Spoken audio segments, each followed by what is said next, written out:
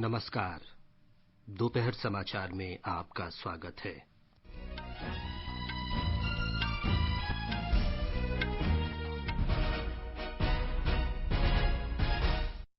प्रधानमंत्री ने देश को आत्मनिर्भर बनाने की अपील की।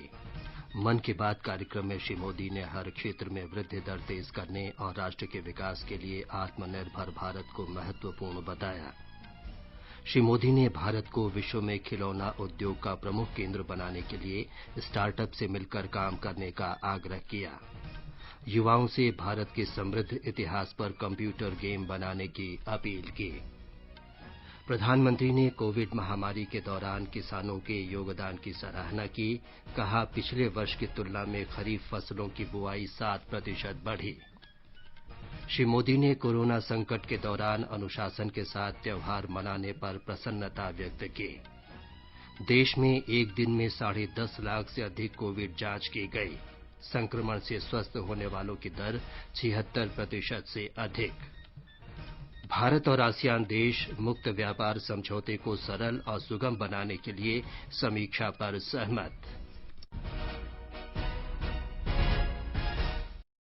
दोपहर समाचार में पुष्पलता शर्मा के साथ मैं विमलेंदु पांडे। प्रधानमंत्री नरेंद्र मोदी ने भारत को हर क्षेत्र में आत्मनिर्भर बनाने की लोगों से अपील की है। आज आकाशवाणी से मन की बात कार्यक्रम में श्री मोदी ने कहा कि हर क्षेत्र में वृद्धि दर को तेज करना और देश का विकास आत्मनिर्भर भारत के लिए आवश्यक है। आत्मनिर्भर भारत अभियान में वर्चुअल गेम्स हो, टॉयज का सेक्टर हो, सबने बहुत महत्वपूर्ण भूमिका निभानी है और ये अवसर भी है। जब आज से 100 वर्ष पहले असहयोग आंदोलन शुरू हुआ तो गांधी जी ने लिखा था कि असहयोग आंदोलन देशवासियों में आत्मसम्मान और अपनी शक्ति का बोध कराने का एक प्रयास है। आज जब हम देश को आत्मनिर्भर बनाने का प्रयास कर रहे हैं तो हमें पूरे आत्मविश्वास के साथ आगे बढ़ना है। हर क्षेत्र में देश को आत्मनिर्भर बनाना है। असहयोग आंदोलन के रूप में जो बीज बोया गया था उसे अब आत्मनिर्भर भारत के वटवृक्ष में परिवर्तित करना हम सबका दायित्व है। श्री मोदी ने कहा कि नई पीढ़ी में नवाचार और समाधान के क्षेत्र में बहुत कुछ करने की क्षमता है और हमें बेहतर कल के लिए इसका उपयोग करना होगा। प्रधानमंत्री ने कहा कि इस महीने के शुरू में आत्मनिर्भर भारत ऐप नवाचार चुनौती में देश भर से युवाओं ने बहुत ही उत्साहपूर्वक भाग लिया। इसमें लगभग 7,000 प्रविष्टियां प्राप्त हुई, जिनमें से 2/3 ऐप दूसरी और तीसरी श्रेणी के शहरों के युवाओं ने तैयार किए। कई और ऐप्स ने भी इस चैलेंज को जीता है। कई बिजनेस ऐप्स हैं, गेम्स के ऐप्स हैं, जैसे is equal to books and expense, Zoho workplace, FTC talent. आप इनके बारे में नेट पर सर्च करिए, आपको बहुत जानकारी मिलेगी। आप भी आगे आए, कुछ इनोवेट करें, कुछ इम्प्लीमेंट करें। आपके प्रयास आज के छोटे छोटे स्टार्टअप्स कल बड़ी बड़ी कंपनियों में बदलेंगे और दुनिया में भारत की पहचान बनेंगे। और आप ये मत भूलिए कि आज जो दुनिया में बहुत बड़ी बड़ी कंपनियां नजर आती है ना, वे भी कभी स्टार्टअप हुआ करती थी। प्रधानमंत्री ने देश की युवा प्रतिभाओं से भारत पर आधारित कंप्यूटर गेम तैयार करने की अपील की। उन्होंने कहा कि ये गेम देश के समृद्ध इतिहास पर आधारित होने चाहिए। श्री मोदी ने कहा कि आत्मनिर्भर भारत अभियान के लिए ऑनलाइन गेम और खिलौना क्षेत्र बहुत महत्वपूर्ण है। प्रधानमंत्री ने स्टार्टअप कंपनियों से मिलकर काम करने और भारत को खिलौना उत्पादन के प्रमुख देश के रूप में स्थापित करने की अपील की। भारत के कुछ क्षेत्र टॉय क्लस्टर्स यानी खिलौने के केंद्र के रूप में भी विकसित हो रहे हैं, जैसे कर्नाटक के रामनगरम में चन्नापटना, आंध्र प्रदेश के कृष्णा में कोंडापल्ली, तमिलनाडु में तंजौर, असम में धुबरी, उत्तर प्रदेश का वाराणसी, कई ऐसे स्थान हैं। आपको ये जानकर आश्चर्य होगा कि global toy industry 7 lakh crore रुपए से भी अधिक की है, लेकिन भारत का हिस्सा उसमें बहुत कम है।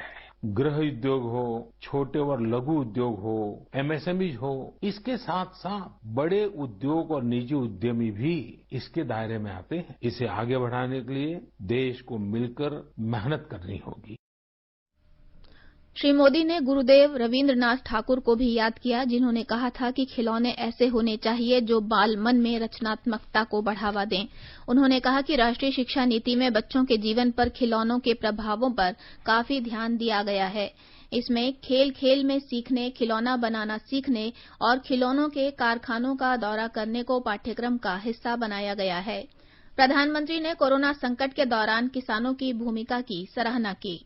हमारे देश में इस बार खरीफ की फसल की बुआई पिछले साल के मुकाबले 7% ज्यादा हुई है। धान की रुपाई इस बार लगभग 10%, दालें लगभग 5%, मोटे अनाज कोर्स सीरियल्स लगभग 3%, ऑयल सीड्स लगभग 13%, कपास लगभग 3% ज्यादा बोई गई है। मैं इसके लिए देश के किसानों को बधाई देता हूं, उनके परिश्रम को नमन करता हूं। श्री मोदी ने कहा कि भारतीय कृषि कोष का निर्माण किया जा रहा है, जिससे प्रत्येक जिले की फसलों और उनके पोषण मूल्य की पूरी जानकारी मिल सकेगी। श्री मोदी ने कहा कि ये समय उत्सव का होता है और कोरोना के संकट के बावजूद लोग पर्व और पर्यावरण के बीच संतुलन बनाकर काम कर रहे हैं।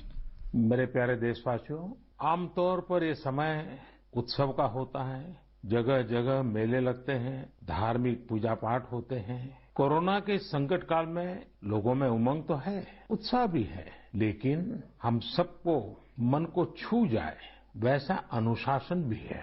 बहुतेक रूप में देखा जाए तो नागरिकों में दायित्व का एहसास भी है। लोग अपना ध्यान रखते हुए, दूसरों का ध्यान रखते हुए अपने रोजमर्रा के काम भी कर रहे हैं। देश में हो रहे हर आयोजन में जिस तरह का संयम और सादगी इस बार देखी जा रही है, वो अभूतपूर्व है। गणेशोत्सव भी कहीं ऑनलाइन मनाया जा रहा है, तो ज्यादातर जगहों पर इस बार इको फ्रेंडली गणेश जी की प्रतिमा स्थापित की गई। प्रधानमंत्री ने कहा कि देश भर में सितंबर महीने को पोषण माह के रूप में मनाया जाएगा। श्री मोदी ने पोषण अभियान के लिए जन भागीदारी को महत्वपूर्ण बताया। न्यूट्रिशन के इस आंदोलन में पीपल पार्टिसिपेशन भी बहुत जरूरी है। जन भागीदारी ही इसको सफल करती है। पिछले कुछ वर्षों में इस दिशा में देश में काफी प्रयास किए गए हैं। खासकर हमारे गांवों में इसे जन भागीदारी से जन आंदोलन बनाया जा रहा है। पोषण सप्ताह हो, पोषण माह हो, इनके माध्यम से ज्यादा जागरूकता पैदा की जा रही है। स्कूलों को जोड़ा गया है, बच्चों के लिए प्रतियोगिताएं हो, उनमें अवेयरनेस बढ़े, इसके लिए भी लगातार प्रयास जारी है। जैसे क्लास में एक क्लास मॉनिटर होता है, उसी तरह न्यूट्रिशन मॉनिटर भी हो, रिपोर्ट कार्ड की तरह न्यूट्रिशन कार्ड भी बने। पोषण माह के दौरान माई गॉव पोर्टल पर भोजन और पोषण प्रतियोगिता के अलावा मीम प्रतियोगिता भी आयोजित की जाएगी। श्री मोदी ने लोगों से इसमें हिस्सा लेने और दूसरों को भी प्रेरित करने की अपील की। उन्होंने कहा कि गुजरात के केवड़िया में सरदार वल्लभ भाई पटेल की प्रतिमा के आसपास एक विशेष पोषण पार्क बनाया गया है। स्टैच्यू ऑफ यूनिटी को देखने जाने वाले पर्यटक इस पार्क में मनोरंजन के अलावा पोषण संबंधी ज्ञान भी अर्जित कर सकेंगे। श्री मोदी ने कहा कि हर क्षेत्र में मौसम के अनुरूप एक संतुलित और पोषक आहार योजना तैयार की जानी चाहिए। प्रधानमंत्री ने सुरक्षा बलों के सहयोगी के रूप में असाधारण योगदान करने वाले 2 श्वान सोफी और विदा की भी चर्चा की। इन दोनों को थल सेना अध्यक्ष ने प्रशस्ति पत्र दिए हैं। श्री मोदी ने कहा कि उन्हें कुछ समय पहले ही देश की सुरक्षा में कुत्तों की भूमिका के बारे में विस्तार से जानने का मौका मिला। प्रधानमंत्री ने कहा कि भारतीय नस्ल के कुत्तों में मुढोल और हिमाचली नस्ल के कुत्ते बहुत अच्छे होते हैं। इंडियन ब्रीड के डॉग्स भी बहुत अच्छे होते हैं। इंडियन ब्रीड्स में मुधोल हाउंड है, हिमाचली हाउंड है, ये बहुत ही अच्छी नस्लें हैं। राजपलायम, कन्नी, चिप्पी पराई और कोम्बाई भी बहुत शानदार इंडियन ब्रीड्स हैं। अब हमारी सुरक्षा एजेंसियों ने भी इन इंडियन ब्रीड्स के डॉग्स को अपनी सुरक्षा दस्ते में शामिल कर रही है। Indian council of agriculture research भी भारतीय नस्ल के डॉग्स पर रिसर्च कर रही है। मकसद यही है कि इंडियन ब्रीड्स को और बेहतर बनाया जा सके और उपयोगी बनाया जा सके।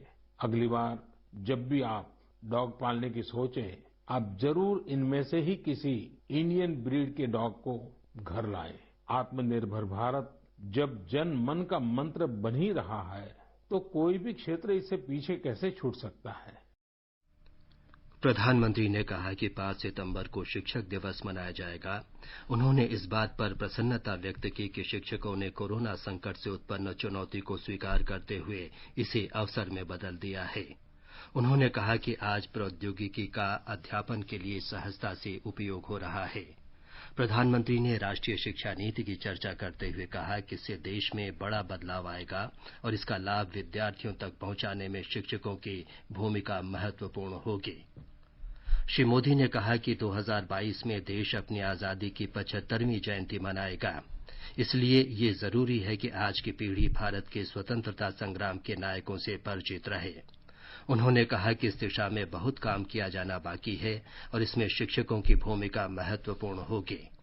प्रधानमंत्री ने विद्यार्थियों से अपील की कि वे अपने जिले और क्षेत्र में स्वतंत्रता संग्राम के संबंध में अनुसंधान करें। उन्होंने कहा कि कुछ विद्यालयों के विद्यार्थी स्वतंत्रता की 75वीं वर्षगांठ पर 75 कविताएं लिखने और स्वतंत्रता आंदोलन के नायकों पर मंचीय कथाएं भी लिख सकते हैं। ये समाचार आकाशवाणी से प्रसारित किए जा रहे हैं। ताजा समाचार जानने के लिए आप हमारे Twitter handle @AIR News Hindi को फॉलो कर सकते हैं।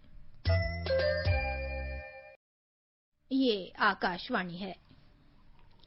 शिक्षा मंत्री रमेश पोखरियाल निशंक ने कहा है कि प्रधानमंत्री नरेंद्र मोदी की अपील को देखते हुए स्कूली विद्यार्थियों में खिलौने और कठपुतली बनाने का कौशल विकसित किया जाएगा। उन्होंने कहा है कि कला उत्सव में स्वदेशी खिलौना निर्माण की शुरुआत की जाएगी ताकि विद्यार्थी कई तरह के स्थानीय खिलौनों का पता लगाने और उनके विकास के लिए प्रोत्साहित हों। डॉक्टर निशंक ने कला उत्सव में माध्यमिक और उच्चतर माध्यमिक विद्यार्थियों के लिए कठपुतली कला प्रदर्शन शुरू करने की भी अपील की।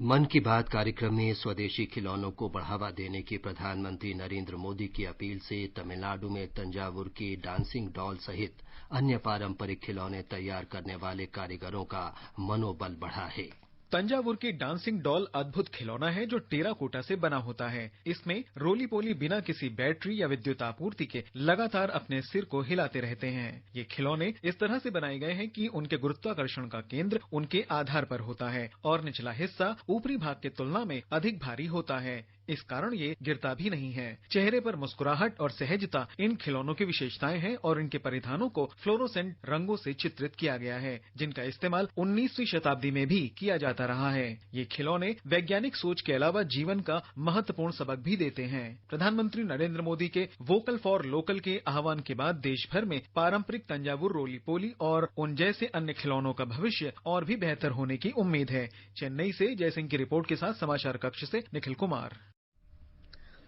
दुनिया भर में रह रहे केरल निवासी कल अपना सबसे पवित्र त्योहार तिरुओणम मनाएंगे। प्रधानमंत्री नरेंद्र मोदी ने आज आकाशवाणी से प्रसारित मन की बात कार्यक्रम में कहा कि ओणम अब एक अंतर्राष्ट्रीय त्योहार बनता जा रहा है। दुनिया के दूर दराज देशों में भी ओणम का त्योहार धूमधाम से मनाया जाता है। ओणम केरल का फसल कटाई का सबसे महत्वपूर्ण त्योहार है और धर्मनिरपेक्षता तथा सद्भावना जैसे जीवन मूल्य भी इससे जुड़े हुए हैं। आगे बढ़ने से पहले मुख्य समाचारों पर एक नजर। प्रधानमंत्री ने देश को आत्मनिर्भर बनाने की अपील की। मन की बात कार्यक्रम में श्री मोदी ने हर क्षेत्र में वृद्धि दर तेज करने और राष्ट्र के विकास के लिए आत्मनिर्भर भारत को महत्वपूर्ण बताया। श्री मोदी ने भारत को विश्व में खिलौना उद्योग का प्रमुख केंद्र बनाने के लिए स्टार्टअप से मिलकर काम करने का आग्रह किया। युवाओं से भारत के समृद्ध इतिहास पर कंप्यूटर गेम बनाने की अपील की। प्रधानमंत्री ने कोविड महामारी के दौरान किसानों के योगदान की सराहना की। कहा, पिछले वर्ष की तुलना में खरीफ फसलों की बुआई 7% बढ़ी। श्री मोदी ने कोरोना संकट के दौरान अनुशासन के साथ त्योहार मनाने पर प्रसन्नता व्यक्त की। देश में एक दिन में 10.5 लाख से अधिक कोविड जांच की गई। संक्रमण से स्वस्थ होने की दर 76% से अधिक। भारत और आसियान देश मुक्त व्यापार समझौते को सरल और सुगम बनाने के लिए समीक्षा पर सहमत।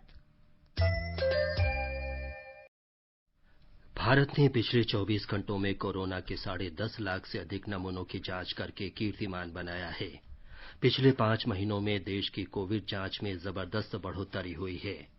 देश में अब तक कुल 4,14,61,000 से अधिक कोविड जांच की जा चुकी है और संक्रमण की पुष्टि वाले रोगियों की संख्या औसतन 8.5% के निम्न स्तर पर बनाए रखने में भी सफलता मिली है। राजस्थान, उत्तर प्रदेश, पंजाब, मध्य प्रदेश में संक्रमण पुष्टि की दर इससे भी कम यानी 5% है। सभी राज्यों और केंद्र शासित प्रदेशों ने विश्व स्वास्थ्य संगठन की सलाह के अनुसार प्रति 10 लाख की आबादी पर प्रतिदिन 140 जांच करने का लक्ष्य भी पार कर लिया है। देश में प्रति 10 लाख की आबादी पर रोजाना कराए जाने वाले परीक्षणों की औसत संख्या लगभग 545 के नए सर्वोच्च स्तर पर पहुंच गई है। गोवा, आंध्र प्रदेश, दिल्ली और ओडिशा में प्रति 10 लाख पर 900 से अधिक परीक्षण कराए जा रहे हैं। 7 अन्य राज्यों में भी प्रति 10 लाख औसत जांच की दर राष्ट्रीय औसत से अधिक है। केंद्रीय स्वास्थ्य मंत्रालय ने बताया है कि महामारी के नमूनों की जांच में ये नया कीर्तिमान जांच, निगरानी और उपचार की रणनीति पर कड़ाई से अमल करने से संभव हो पाया है। देश में प्रति सप्ताह कोविड परीक्षणों की औसत संख्या में भी तेजी से बढ़ोतरी हुई है और ये इस साल जुलाई के पहले सप्ताह में 2,30,000 से बढ़कर चालू सप्ताह में करीब 9 लाख हो गई है। सरकार ने कहा है कि इस उपलब्धि के कारण देश भर में परीक्षण सुविधाओं का विस्तार लगातार किया जाना है। इस साल जनवरी में देश की कोविड परीक्षण के लिए सिर्फ एक प्रयोगशाला थी, जबकि आज इसके लिए 1,583 प्रयोगशालाएं हैं। इनमें से 1,003 प्रयोगशालाएं सरकारी हैं और जबकि 580 प्रयोगशालाएं निजी क्षेत्र से हैं। देश में कोविड के रोगियों की स्वस्थ होने की दर में सुधार का सिलसिला जारी है और ये दर 76.61% हो गई है। देश में स्वस्थ हुए लोगों की संख्या रोगियों की तुलना में 3.5 गुना हो गई है।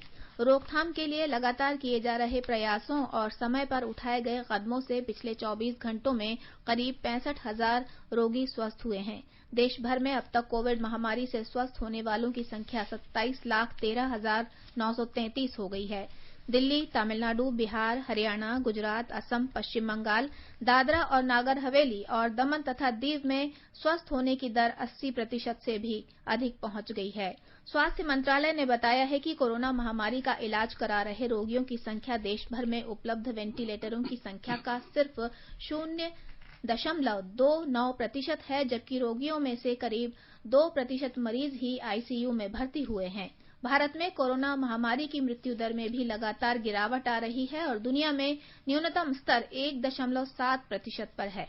असम, केरल, बिहार, ओडिशा, तेलंगाना, त्रिपुरा, आंध्र प्रदेश और छत्तीसगढ़ में तो मृत्यु दर 1% से भी नीचे है। 29 राज्यों और केंद्र शासित प्रदेशों में कोरोना महामारी से होने वाली मौत की दर राष्ट्रीय औसत से भी कम है। स्वास्थ्य मंत्रालय ने कहा है कि पिछले 24 घंटे में देश में कोविड-19 के 78,000 से अधिक नए मामले दर्ज किए गए हैं, जिससे इनकी कुल संख्या 35,42,734 हो गई है। इस समय देश में 7,65,302 कोविड रोगियों का इलाज चल रहा है। पिछले एक दिन में 948 मौतें हुई है, जिससे देश में अब तक इस महामारी से मौत का शिकार हुए लोगों की कुल संख्या 63,498 हो गई है। वित्त और कंपनी कार्य मंत्री निर्मला सीतारामन बैंक ऋणों पर कोविड महामारी से उत्पन्न दबाव से निपटने के लिए बनाए गए समाधान के ढांचे पर अमल के बारे में अनुसूचित बैंकों और गैर बैंकिंग वित्तीय कंपनियों के शीर्ष प्रबंधकों के साथ समीक्षा करेंगे। श्रीमती सीतारामन 3 सितंबर को शीर्ष अधिकारियों के साथ स्थिति का जायजा लेंगे।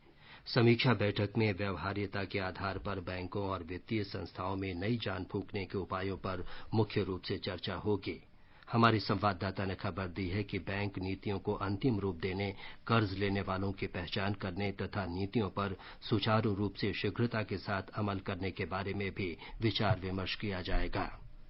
मिजोरम में पिछले 24 घंटों के दौरान कोविड-19 से ठीक होने वाले 70 मरीजों को छुट्टी दे दी गई, जबकि 5 और नए मामले सामने आए हैं। इन्हें मिलाकर राज्य में कोरोना वायरस के मामलों की संख्या 1008 हो गई है। सरकारी बयान के अनुसार अब तक 584 लोगों के ठीक होने के बाद छुट्टी दी गई है, जबकि 424 मरीजों का इलाज चल रहा है। असम में दिव्यांगजनों के कल्याण के लिए समाज कल्याण विभाग अनेक उपाय कर रहा है। आकाशवाणी से बातचीत में विभाग के आयुक्त सचिव मुकेश चंद्र साहू ने बताया कि सुगम भारत पहल के अंतर्गत चरणबद्ध तरीके से दिव्यांगजनों की सुविधाओं के बारे में जांच की जा रही है। उन्होंने कहा कि पहले चरण में गुवाहाटी में 48 इमारतों में दिव्यांगजनों की सुविधा के लिए किए गए उपायों की जांच की गई। अगले चरण में अन्य शहरों और कस्बों में इस तरह की जांच की जाएगी। श्री साहू ने कहा कि कोविड महामारी के दौरान राज्य के वरिष्ठ नागरिकों का विशेष ध्यान रखा जा रहा है। समाज कल्याण और अन्य विभाग बुजुर्गों की देखभाल कर रहे हैं। उपराष्ट्रपति एम वेंकैया नायडू ने कोरोना संकट के दौरान बुजुर्गों की खास देखभाल पर जोर दिया है। उन्होंने कहा है कि कोविड-19 से बुजुर्गों के लिए जोखिम बढ़ गया है, इसलिए युवाओं और परिजनों को उनकी विशेष देखभाल करनी चाहिए।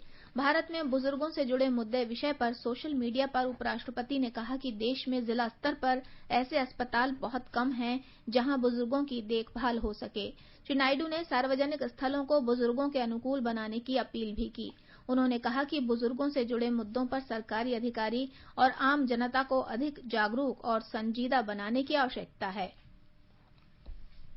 आकाशवाणी का समाचार सेवा प्रभाग विशेषज्ञों की राय श्रृंखला में कोविड महामारी के बारे में वरिष्ठ चिकित्सा विशेषज्ञों की सलाह प्रसारित करता है। आकाशवाणी से बातचीत में मेदांता अस्पताल में मानसिक स्वास्थ्य विभाग के सलाहकार डॉक्टर सौरभ मेहरोत्रा ने इस बात पर जोर दिया कि लोगों को अच्छी आदतें डालनी चाहिए, जैसे कि किताबें पढ़ना और संगीत गतिविधियों में शामिल होना। उन्होंने कहा कि कोविड से संबंधित खबरों को बहुत अधिक नहीं देखना चाहिए, क्योंकि इससे तनाव उत्पन्न होता है। हम अपने आप को पॉजिटिव एडिक्शंस में एंगेज करें, जैसे writing, reading, creative arts such as drawing, painting, gardening, इस तरीके की चीजें, these all qualify as positive addiction. Music, ये सब पॉजिटिव एडिक्शंस हैं। ये स्ट्रेस रिड्यूस करने में हमारा बहुत मदद करते हैं। हम सोशली कनेक्टेड रहें एक दूसरे से, टेलीफोन कॉन्वर्सेशन करें, बात करें लोगों से, सोशल मीडिया कम से कम इस्तेमाल करें। वंदे भारत मिशन के अंतर्गत आज 3 शिशुओं सहित 144 भारतीय ढाका के हजरत शाह जलाल अंतर्राष्ट्रीय हवाई अड्डे से स्वदेश रवाना हुए। कोरोना महामारी की वजह से बांग्लादेश और भारत के बीच नियमित विमान सेवाओं में व्यवधान पैदा होने के बाद से ये भारतीय बांग्लादेश में फंसे हुए थे। वंदे भारत मिशन के अंतर्गत अब तक बांग्लादेश से 2,950 प्रवासी भारतीयों को एयर इंडिया की विभिन्न उड़ानों से भारत में अलग अलग स्थानों पर पहुंचाया जा चुका है। विमानों के अलावा कई प्रवासी जमीन के रास्ते भी स्वदेश वापस लौटे हैं। ये समाचार हमारी वेबसाइट newsonair.com/hindi और हमारे mobile app news on AIR पर भी उपलब्ध हैं। दोपहर समाचार में आपका फिर स्वागत है। भारत और आसियान देश मुक्त व्यापार समझौते की समीक्षा करने को राजी हुए हैं, ताकि इसे अधिक आसान, सुविधाजनक और अनुकूल बनाया जा सके। समीक्षा से आसियान और भारत के बीच विभिन्न वस्तुओं के व्यापार का समझौता अद्यतन हो जाएगा और व्यापार, सीमा शुल्क तथा विनियामक प्रक्रियाओं को सुचारू बनाया जा सकेगा। केंद्रीय वाणिज्य और उद्योग मंत्री पीयूष गोयल ने भारत और आसियान देशों के आर्थिक मंत्रियों के सम्मेलन की सह अध्यक्षता करते हुए कहा कि मुक्त व्यापार समझौता दोनों पक्षों के लिए लाभप्रद होना चाहिए और सभी को इसका फायदा मिलना चाहिए। उन्होंने गैर शुल्क प्रतिबंधों को दूर करने और क्षेत्र में बाजार तक पहुंच को आसान बनाने के लिए नियमों को मजबूत करने की आवश्यकता पर भी जोर दिया। श्री गोयल ने जोर देकर कहा कि भारत और आसियान के बीच ऐतिहासिक, सांस्कृतिक और पारंपरिक संबंधों के साथ ही गहरी दोस्ती भी है। उन्होंने आशा व्यक्त की कि ये संबंध भविष्य में और सुदृढ़ होते रहेंगे और भारत तथा आसियान देश और अधिक खुशहाल होंगे। बैठक में आसियान के सभी 10 देशों के व्यापार मंत्रियों ने हिस्सा लिया और दुनिया भर में कोविड महामारी के प्रकोप से आर्थिक असर को कम करने के लिए मिलकर कार्य करने की वचनबद्धता दोहराई। केंद्र शासित प्रदेश जम्मू कश्मीर में राजौरी जिले के नौशेरा सेक्टर में नियंत्रण रेखा के पास भारतीय और पाकिस्तानी सैनिकों के बीच गोलीबारी में सेना का एक जूनियर कमीशन्ड ऑफिसर जेसीओ शहीद हो गया। रक्षा मंत्रालय में जनसंपर्क अधिकारी कर्नल देविंदर आनंद ने बताया कि पाकिस्तान ने नौशेरा सेक्टर के कलसियां, खांगेर, भवानी इलाकों में आज तड़के छोटे हथियारों का इस्तेमाल कर संघर्ष विराम का उल्लंघन किया, जिसमें सेना का जवान घायल हो गया। जवान को तुरंत अस्पताल ले जाया गया, जहां उन्होंने दम तोड़ दिया। कर्नल देविंदर ने यह भी बताया कि शहीद जवान कलसियां की अग्रिम चौमी पर तैनात थे। भारतीय सैनिकों ने पाकिस्तान की गोलीबारी का करारा जवाब दिया। ताजा समाचार मिलने तक गोलीबारी जारी थी। ब्यौरे की प्रतीक्षा है। पिछले 6 वर्षों में सरकार ने देश को स्वच्छ बनाने और खुले में शौच की बुराई से मुक्ति दिलाने की दिशा में विशेष रूप से ध्यान केंद्रित किया है। गरीब कल्याण रोजगार अभियान के तहत समाज में स्वच्छता संबंधी अच्छे तौर तरीकों को बढ़ावा देने के लिए 2900 से अधिक सामुदायिक स्वच्छता परिसरों का निर्माण किया गया है। स्वच्छ शौचालय परिसर एक ऐसा ढांचा है जिसका इस्तेमाल एक स्थान से दूसरे स्थान पर आने जाने वाले लोग करते हैं। इन परिसरों में मानव मल के सुरक्षित तरीके से निपटान का ध्यान रखा जाता है। इसके अलावा लोगों की निजता और गरिमा का ध्यान रखते हुए शौचालय सुविधाएं उपलब्ध कराई जाती हैं। आशुराए मुहर्रम आज मनाया जा रहा है। ये दिन पैगंबर मोहम्मद के नवासे हजरत इमाम हुसैन और उनके साथियों की शहादत की याद में मनाया जाता है, जिन्होंने सत्य और न्याय के लिए करबला में अपने प्राणों का बलिदान दिया। कोविड महामारी को देखते हुए बड़े पैमाने पर ताजिया जुलूस नहीं निकाले जाएंगे, लेकिन करबला के शहीदों की शहादत की याद में मजलिस और धार्मिक सभाएं एहतियाती दिशा निर्देशों का पालन करते हुए आयोजित की जा रही हैं। इस्लामी कैलेंडर के सबसे पवित्र महीने मुहर्रम के 10वें दिन आज यौम-ए-आशुरा पर प्रधानमंत्री नरेंद्र मोदी ने हजरत इमाम हुसैन की शहादत को याद किया है। मध्य प्रदेश में मूसलाधार बारिश के कारण 12 जिलों के 411 गांव बाढ़ की चपेट में हैं। हमारे संवाददाता ने बताया है कि बाढ़ में फंसे 8000 से अधिक लोगों को सुरक्षित स्थानों पर पहुंचाया गया है। मुख्यमंत्री शिवराज सिंह चौहान ने बताया कि बाढ़ राहत के लिए बड़ी संख्या में राहत शिविर बनाए गए हैं। राहत शिविरों में भोजन और दवा के प्रबंध किए गए हैं। एनडीआरएफ के भी 4 दल हमारे सक्रिय हैं। 4 अतिरिक्त दलों की हमने मांग और की है। 3 वायुसेना के हेलीकॉप्टरों से एयर लिफ्टिंग का काम किया जा रहा है। 2 और हमने मांगे हैं, तो वो भी बहुत जल्दी मिलने की संभावना है। मैंने रात को माननीय रक्षा मंत्री जी से चर्चा की थी। आज सवेरे माननीय प्रधानमंत्री जी से बात करके उनको पूरी जानकारी मध्य प्रदेश की बाढ़ की स्थिति की दी और उनका स्नेहपूर्ण सहयोग और समर्थन हमें मिल रहा है। प्रदेश में प्रशासन बाढ़ से बचाव और राहत कार्य में मुस्तैदी से जुटा हुआ है। अभी तक बाढ़ से किसी जान का नुकसान नहीं हुआ है। उधर मौसम केंद्र ने बताया है कि अगले 24 घंटों में प्रदेश में बारिश की संभावना तो है, लेकिन उसकी तीव्रता कम रहेगी। परितोष दीक्षित, आकाशवाणी समाचार, भोपाल। और अब एक नजर आज के मौसम पर। दिल्ली में बादल छाए रहेंगे और हल्की वर्षा या बूंदाबांदी हो सकती है। तापमान 27 से 33 डिग्री सेल्सियस के आसपास रहेगा।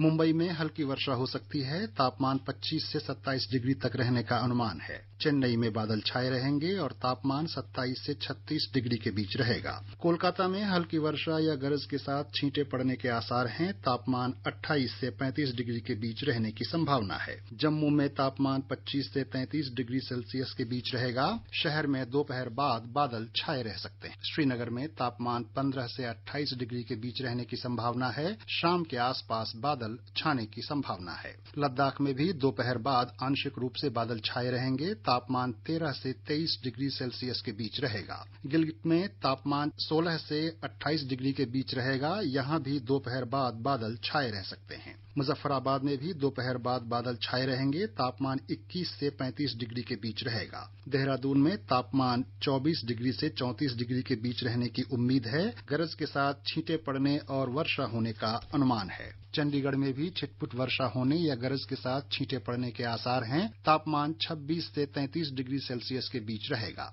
हैदराबाद में तापमान 22 से 32 डिग्री सेल्सियस के बीच रहेगा। हल्की बारिश हो सकती है। अहमदाबाद में तापमान 25 से 32 डिग्री के बीच रहेगा। हल्की वर्षा होने की संभावना है। समाचार कक्ष से कुमार राधारमन। अंत में मुख्य समाचार एक बार फिर।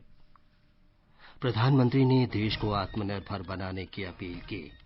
मन की बात कार्यक्रम में श्री मोदी ने हर क्षेत्र में वृद्धि दर तेज करने और राष्ट्र के विकास के लिए आत्मनिर्भर भारत को महत्वपूर्ण बताया। श्री मोदी ने भारत को विश्व में खिलौना उद्योग का प्रमुख केंद्र बनाने के लिए स्टार्टअप से मिलकर काम करने का आग्रह किया। युवाओं से भारत के समृद्ध इतिहास पर कंप्यूटर गेम बनाने की अपील की। प्रधानमंत्री ने कोविड महामारी के दौरान किसानों के योगदान की सराहना की। कहा, पिछले वर्ष की तुलना में खरीफ फसलों की बुआई 7% बढ़ी। श्री मोदी ने कोरोना संकट के दौरान अनुशासन के साथ त्योहार मनाने पर प्रसन्नता व्यक्त की। देश में एक दिन में 10.5 लाख से अधिक कोविड जांच की गई। संक्रमण से स्वस्थ होने की दर 76% से अधिक। इसके साथ ही दोपहर समाचार का ये अंक समाप्त हुआ। नमस्कार।